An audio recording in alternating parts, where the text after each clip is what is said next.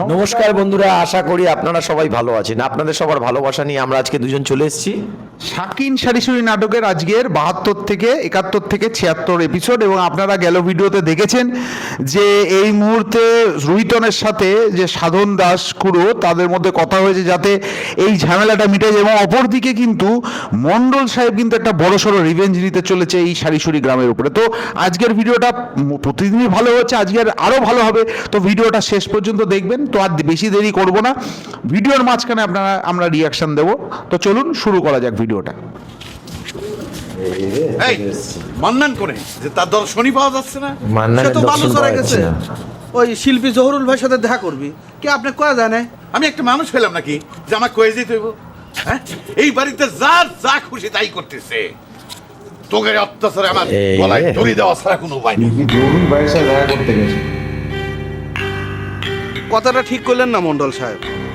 আমি হান্নান, আপনার অর্ডার ছাড়া এই জীবনে একটা কামও করিনি।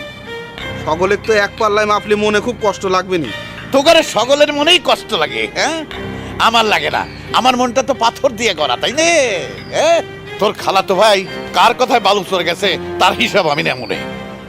ও কথা কেন না মন্ডল সাহেব, আপনিই তো কাশকারা দিয়ে মাথায় আপনি তো তুলেছেন। কাশকারা দিয়ে ও মাথায় এমন তুলেছেন। ভাব করে যে মনে হয় যে ওই এই বাড়ির গার্জেন আর আমরা হইলাম চাকর বাকর। গার্জেন ভাব দেখালেই তো হবে না। সেটা গার্জেনের ঠিক মতো কাম বলেছে, করে গার্জেনের দেখাতে মতো হবে। কাম করে দেখাতে আজকে আমি হবে। একটা ঝামেলার মধ্যে পড়েছি। এখন হ্যাঁ? এখন যদি ঝামেলার তাকতে মধ্যে তো আমার কোনো পড়েছে। কাম না হয় তাহলে ওই গার্জেন কিন্তু হান্নান কিন্তু ঠিকই আবার কথা দেখেন, বলে সবসময়। একটা কথা যদি কই তো সাথে সাথে আবার মনে করেন কি ওই হিট খাওয়ার কথা কয়। এই কথা কই কাটি পরিবেশ চায়। একবার ভাবি দেন, ও যদি আমার সাথে সারি গ্রামে যেতে তাহলে তো আর ওরা আমাকে 10 দিবের পারতে না, আর আমার পকেট মারটা হইতে না। তুই চুপ থাক। নিজের পকেট সামাল দিবার পারিস নে, আবার অন্যের দোষ দিস। আসুক সে, তবে পাগল ভাব আর রোমান্টিক ভাব আমি বাবা, রোমান্টিক ভাব। এই রে কস্তুরী, এই রোশন,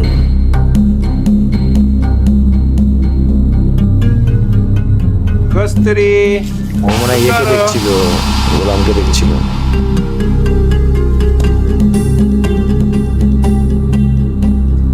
চলো বাইরের থেকে একটু ঘুরে আসি। এই রোদের মধ্যে আপনি বাইরে ঘোরার শখ হলো রোশন ভাই? রোদ উঠেছে নাকি? কই আমি তো খেয়াল করিনি। দেখো দিনি, দেখো আমার কি রোদ হয়েছে উঠেছে নাকি? জানো? আমার গায়ে কোনো রোদটা কিছুই লাগতেছে না। আমি একা বাইরে গেলাম, তো বাইরের সিনারি এত ফাইন লাগতেছিল, বুঝছো? মনে হলো যে তোমাকে নিয়ে যায় সাথে করে, তোমাকে ভালো লাগবে এর পরে।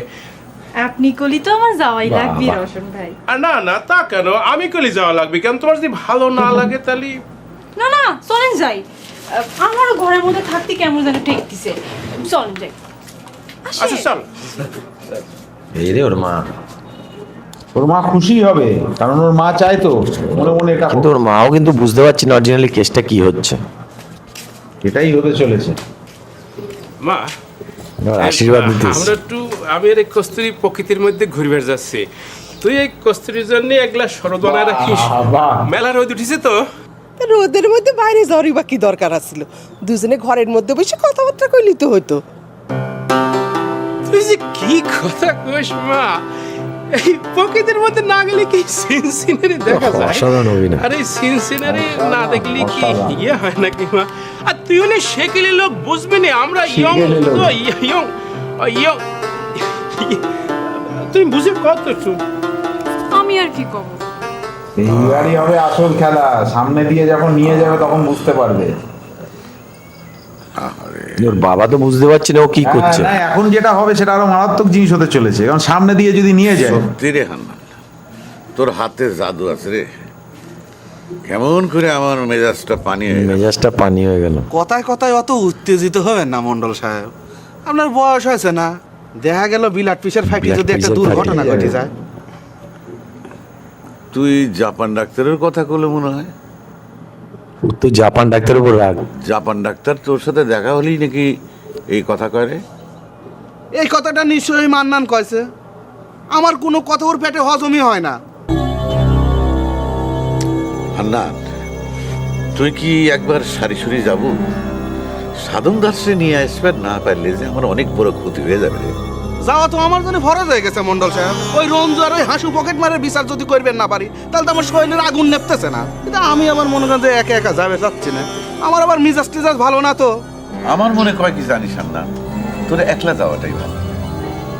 যদি কোনো ঘটনা ঘটে রে যায়, দুজন আসছে তার কোনো সাক্ষী থাকলে না।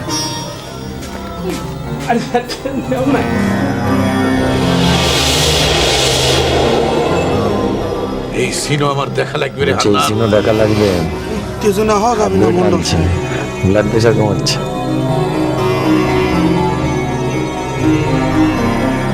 ব্যাসের শুরু। কত বড় বেয়াদব, আমার ডাকে নিয়ে যা হুমকি দামকি দেয়, তুই চিন্তা করিস? আমার চিন্তা করা লাগবে না, তুমি নিজেই ভালো করে গিয়ে চিন্তা করে দেখো গিয়ে। গাঁও ধরে তো সব তোমার দোস্ত বন্ধু, তাদের কাছে আবার বউয়ের নামে প্যাক খালি করা হয়। তুমি কি করছাও? আমি জীবনে কোনোদিন তোমার নামে কারো কাছে বদনাম করেছি? এই তো একটু আগে রুতনের সাথে কথা হচ্ছিল, আচ্ছা করে শোনাই দিছি। আমি হয়েছি তোমাকে সকলের চক্ষুশুল। আমি না থাকলে পারি তোমাকে নিয়ে ইচ্ছে মতো খেলবার পারবি, তোমাকে গাধা বানাবার পারবি, বুঝতেবার পারবি। আমি থাকাতে সেটা তো পারতিছে না। তুমি ঠিক কথাই কইছাও বাসন্তী। আরে সব কটা একজোট বাঁধিছে। আর ওই যে গোলাম, সে তো তোমার মেজাজের কথা বিশেখালি পর্যন্ত চালান করে দিছে। দেয়াবনে আবার আসুক বাড়ির উপর, ওর কান যদি আমি চাইনে না ছিড়েছি। আরে যে রুইতন, রুইতন যে তোমাকে ধরে হুমকি দিল, তা তুমি ধরে আমার কাছে নিয়ে আসবার পারলে না? আরে তোমার কাছে আসার সাহস আছে নাকি? ফাঁকে থেকে বড় বড় কথা কয়। আমার কাকার বড় হিতে খাঙ্কি হয়ে গেছে। দেখে মরার পরে তোর কাকা না মুসলমানের কান ধরে শ্মশান ঘাটে যাওয়া লাগে। অসাধারণ অভিনয় করছে, প্রত্যেকটা ক্যারেক্টার ফুটিয়ে তুলেছে অসাধারণ।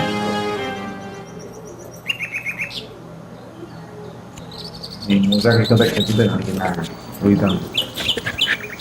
লে রুইতনকে মনে হয় খেতে দেবে, কিন্তু কি চিন্তা করতেছ তুই এত? আসলে ওর ভাইকে ভালোবাসে, ভাই ওকে ভালোবাসে। ভাই ওই হলো তোকে একটা কথা কই, তুই যেন রাগ হইস নিয়ে। তোর স্বামীকে আবার খুঁজে বেরোনো লাগবে না, আমি পারবো না। এ আল্লাহ না, সে কথা না হলো গা। তো দুলে ভাই যেহেতু চাচ্ছে না যে আমি এখানে থাকি, তাহলে আমি চলে যাই গিয়ে। যাইস না কেন? তোকে এখানে আসবে কিনা? এ যে তুই আবার রেগে যাচ্ছ, রাগ হচ্ছ কিসের জন্যে? আমি তো রাগের কথা করছি না। এখানে থাকলে যদি এর মান সম্মানের এতই সমস্যা হয়। হায় রে, মান সম্মানের মজা শর্মাটা মজা। বাসায় না ইসাম রাধাকৃষ্ণর নাম। এ যে মুখে যা আসতেছে তাই করে যাচ্ছে, তাহলে ওর অপমানে লাগে না? এসব অপমান নিয়ে পড়ে আছে। ও শালা তোকে নিয়ে যাবে চাই কিছুর জন্য আমি জানি। ও তো আমার সামনে তোকে ইচ্ছে মতো মারবে পারে না, সেই জন্য ওর পেটে গোলমাল আছে। ঠিক বলেছে, রুইতন কিন্তু ভাই হিসাবে বলছে। শোনাই, আমি তোকে একটা কথা স্পষ্ট কইছি, তুই যদি আমার কথা না শুনে এই বাড়ি ছেড়ে চলে যাইস, তাহলে তোর মুখ কিন্তু আমি দেখবো না, এবারে তুই আর আসবে পাবো।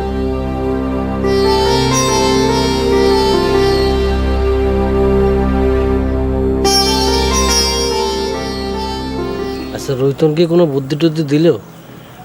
তেমন কিছু কয় নাই, কলেজে তোর সাথে পরামর্শ করে জানাবি। তবে যে কিছুই হোক, বেশি দেরি করা যাবে না। না, এরা তো সবাই চেনে মন্ডল। মন্ডলের লোকজন কিন্তু আবার আসবার পারে। এবার আসলে কোনো বুঝ দেওয়া যাবে না। তোর উপর মনে কয় মন্ডল খুব রাগ হয়েছে রে রঞ্জু। সেটা হোক গিয়ে, ওসব আমি কেয়ার করিনি যেটা। আমি কি একবার মন্ডলের সাথে যা দেখা করব? না, সেটা করা যাবে না। মন্ডল দেখতেছেন না, হাতের কাছে জাগ পাচ্ছে, আটকে রাখতেছে। আমার মতো একটা মরা ধরা মানসিক না হয় আটকায় রাখলেই থাকলেম। না না যেটা, ওই ফাঁদের মধ্যে পা দেওয়া যাবে না। এসে বলে আপনি কাজ করেন, কদিনের জন্য গা টাকা দিয়ে যান। আমার বলছে গা ঢাকা দিতে, মানে ওর বুদ্ধিমান হিসেবে থাকবে, সেটাই তো ব্যাপার। রবি দাস, বৌমা, তাগরে রাক্ষসের মুখে রাখে আমি বুড়ে মানুষ অনেক যাবরে রঞ্জু। দিদি আর রবি দাসকে সাথে করে নিয়ে যান। আপনি একটু ভালো করে চিন্তা করে দেখেন, দরকার পড়লে আমি সব ব্যবস্থা করে দিব। বৌমার সাথে তাহলে একটু পরামর্শ করে দেখি সে কি কয়। রুইতনের সাথে একটু পরামর্শ করা দরকার আছে যেটা। এই বাবা, এটা তো বিশাল ব্যাপার হয়ে যাচ্ছে।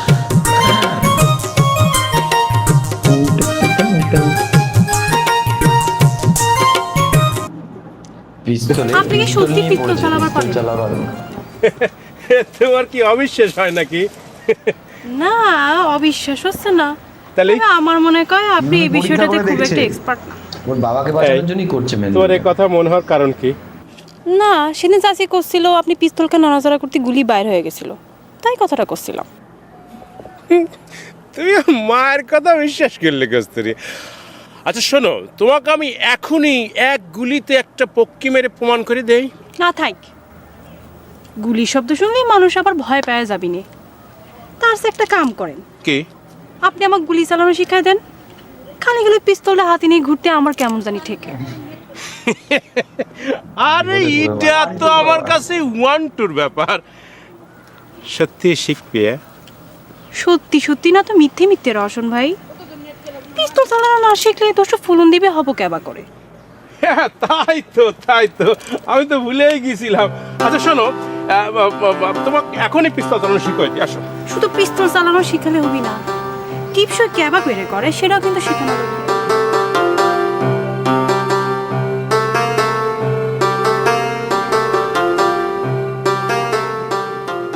দুলা ভাই, এ দুলা ভাই, দুলা ভাই, দুলাভাই চলে গেছে। এরে হ্যাঁ না, দুলা ভাই কনে?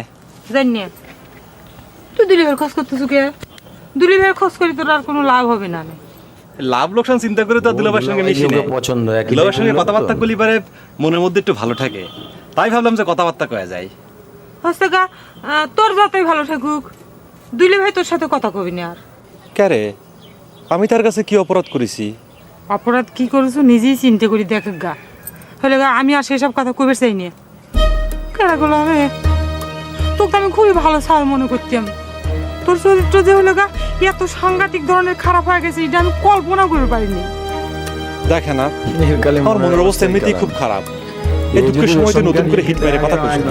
শোনে গুলাম, হচ্ছে গা মনের অবস্থা তো যতই খারাপ থাকুক তাতে আমার কিছু আসে যায় না গো। তুমি এখন চেষ্টা করলেও শাক দিয়ে মাছ ঝাইপের পারবে না নে। কেরা গোলাম, তুই বলে ওই মন্ডলের বিটিক এমন সব ফরওয়ার্ড ভাষা কয়া সিটি মিটি লেখুসু শিক্ষো। এ তোকে সব কিটা কয়েছে? রুতন কয়েছে? রুইতন কইছে। আমার রুইতনের তো খায়া কাম নাই, তোমার চরিত্রের এইসব কথা নিয়ে রুইতন পড়ে রয়েছে। তাহলে কিটা কয়েছে? আমার নামে আশেপাশে কথা বলি কিন্তু হবি না, প্রমাণ দেওয়া লাগবি। এখন তুই অস্বীকার করতেছ কিসের জন্য? ওই হলো গা তুই ফরওয়ার্ড কথা কয়া কয়া মন্ডলের বিটি সিটি দিস নেই তুই কয়া। তুই সেই সিটি দিছু সে কথা নিজে এসে আমাকে জাপান ডাক্তার কয়া গেছে। আরে ভালো সাল তো থুয়ে গেলাম। এই কয়দিনই তোর চরিত্র যে এইরকম খারাপ হয়ে গেছে এটা আমি কল্পনা করে পাইনি। আল্লাহ বাঁচাইছে আমি তোর সাথে আমার বিলকিসের বিয়ে ঠিক করি নেই, তাহলে তো সেই জীবনটাই নষ্ট হয়ে যেত ভাই। এই হ্যাঁ না, তুই জাপান ডাক্তারের কথা বিশ্বাস করলু? একটা ভিন গায়ের মানুষের কথা দাম হয়ে গেল। আমাকে তুই ছোটবেলার থেকে চিনিস নে, আমার মধ্যে কোনোদিন খারাপ কিছু দেখিছু? তা অবশ্য দেখি নেই। ওই হলো গা শোনেক ভাই, জাপান ডাক্তার এসে আমার কাছে চোখ ছুঁয়ে কইছে, মাথা ছুঁয়ে কইছে। চোখ ছুঁয়ে কোক আর মাথা ছুঁয়ে কোক সম্পূর্ণ মিথ্যে কথা কয়েছে। আমি লিখবো কাবা করি, আমি কি লেখাপড়া জানি? তাই তো আমার এই কথাটা কিসের জন্য মনে হলো না ভাই। তাহলে চিন্তা করে দেখ, আর তুই তো পুরো ঘটনা জানিস নে। ওই জাপান ডাক্তারের চিঠি লিখে আমার হাতে দিয়ে কইছিল ওই মন্ডলের বিটিক দেওয়ার জন্য। আর ওই চিঠির মধ্যে যে কি লেখা আছে তাও তো আমি পড়বার পারি না। যে যাবে বাচ্চা কেস করছে কিরম বোকা দেখ ভাই, ওই জাপান ডাক্তার যে এইরকম সাংঘাতিক সওয়ালে কথা আমার একটা বারের জন্য মাথায় আসে নাই ভাই। আজ আমি ডাক্তারে পাইলি হচ্ছে গা এ ভাই শোন, আল্লাহ ওই সাথে তো বিয়ে না হয় ভালো হয়েছে। আমার বিলকিসের জীবনটা তো তাহলে নষ্ট হয়ে যেত। এই কোথায় যাবে এই নিয়ে চিন্তা। এরা খুব চিন্তায় আছে। কথাটা কি ভাবি রে বৌমা? আমার তো মনে হয় রঞ্জুর বুদ্ধিটা খারাপ না। এই সারি সুরি গায়ের কামড়া কামড়ির মধ্যেই থাকার চাইতে চলে যাওয়াই ভালো। আমার কাছে সেটা মনে হয় শাশুড়ি গ্রাম ছেড়ে যেতে চায় না, তারা তো এর সাথে চলে যেতে পারে। যতই কামড়া কামড়ি হোক এটি আমাদের নিজের গাঁও, আপনার বাপ দাদার বসত মাটি। এখানে দুইজন লোক যদি মারবের আসে 10 জন লোক ঠেকানের আছে। সে কথাও ঠিক, কিন্তু মা মন্ডল যদি সত্যি সত্যি মোহরের খবরটা পায়া থাকে তাহলে তো শকুনের মতো আইসে পড়বিনি। দেখা যাক না মন্ডল কি করে। বাবা আপনি একটা কাম করবেন, হাতে কিছু টাকা থাকা খুব জরুরি হয়ে দাঁড়াইছে। একটা মোহর কি চাটমোহরের বাজারে যায় বিক্রি করে আসবেন নাকি? চাটমোহরের বাজারে মোহর বেচপেট গেলে তো আরো বেশি জানাজানি হয়ে যাবে বৌমা। সারি সুরি গায়ের মানুষের কাম কি চাটমোহরের মানুষ ভালো করে জানে। সোরাইমাল মনে করে হয়তো একটা মোহরের দাম 5 টাকার জায়গায় 2 টাকা দিয়ে দিবি, এর বেশি কিছু তো হওয়ার কথা না বাবা। তাহলে রঞ্জুর সাথে কথা কয়ে দেখি, দরকার হয় রঞ্জুক দিয়েই পাঠায় দিও। কারণ এতগুলো মোর ঘরের মধ্যে পড়ে রয়েছে। এই আবার এসছে জাপানি ডাক্তার। এই ধরেছে, ওকে বলেছেন না? এই ডাক্তার খারাপ কি হলো গোলাম চোর? তুমি সাইকেল থামালে কিসের জন্য? মুখ সামনে কথা কও ডাক্তার, তোমার কথা কিন্তু মাথা থাকতেছে না। তোমার কাছে আমার কথা শিখা লাগবে তাই না গোলাম চোর? তার আগে কও, জবাব দাও, সাইকেল থামালে কিসের জন্য? তার আগে তুমি আমার কথা জবাব দাও। তুমি আমার চরিত্র নিয়ে সিনেমিনি খেলার অধিকার তোমাকে কিটা দিছে? এই বাজে কথা কবে না গোলাম চোর। এই জাপান ডাক্তার জীবনে কোনোদিন কারো চরিত্র নিয়ে সিনেমিনি খেলে নাই। এর কোনো প্রমাণ তোমার কাছে আছে? বন্ধুরা, অসাধারণ কিন্তু একটা এপিসোড দেখলাম। যত এপিসোড দেখছি কিন্তু মানে স্টিল নাও 15 মিনিট যে ভিডিও দেখছি সেটা কিন্তু আমরা বুঝতে পারছি না যে মানে সত্যি কথা বলতে আরও বেশি দেখার ইচ্ছা হয়, কিন্তু যেহেতু একটা কপিরাইটের ব্যাপার আছে আমরা দিতে পারি না। আর আজকের যেটা থেকে একটা জিনিস শিখলেন কিন্তু, মোহর থাকলেই, দামি জিনিস থাকলেই, গরিবের কাছে দামি জিনিস থাকাটা কিন্তু খুবই সমস্যার। এরা কিন্তু এদের ফ্যামিলিটা খুবই সমস্যায় পড়েছে। আর একটা জিনিস দেখলেন, এই গ্রামের মধ্যে রঞ্জু আর রুইতন কিন্তু সবচেয়ে নিঃস্বার্থপর মানুষ, যাদেরকে এরা বিশ্বাস করে বলি তাদের কাছে বলেছে। সব মিলিয়ে কিন্তু নাটক বেশ জমে উঠেছে। এইভাবে আমাদের সাথে থাকুন। আর আমাদের এখনকার ভিডিও কোয়ালিটিগুলো কেমন হচ্ছে একটু অবশ্যই আমাদের জানাবেন। কি কি ভুল ত্রুটি আছে সেগুলো জানালে খুব ভালো লাগবে। তো আজকের মতো এখানেই শেষ করছি। আবার কালকে দেখা হবে আপনাদের সাথে এই নাটকেরই অন্য কোনো এপিসোডে। ততক্ষণে সবাই ভালো থাকবেন, সুস্থ থাকবেন।